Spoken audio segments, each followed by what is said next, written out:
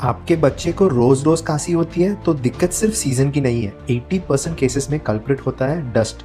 रोज सुबह उठ के खांसी, नाक बंद, रात को और बुरा लगता है और आप बस सोच रहे हो शायद वेदर चेंज हो रहा है, पर एक्चुअल प्रॉब्लम तो आपके बेडरूम के अंदर ही छुपी है। सबसे ज्यादा डस्ट होती है बेडशीट्स, मैट्स और टॉयज में। बेडशीट्स को हफ्ते में एक बार गर्म पानी से धोएं।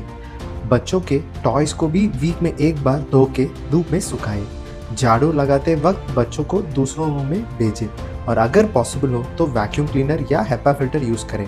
डस्ट एलर्जी दूर करनी है, पहला स्टेप है एलर्जन को अवॉइड करना। सेव करो ये रील और शेयर करो किसी मम्मी डैडी के साथ जिसको ये सुनना जरूरी है।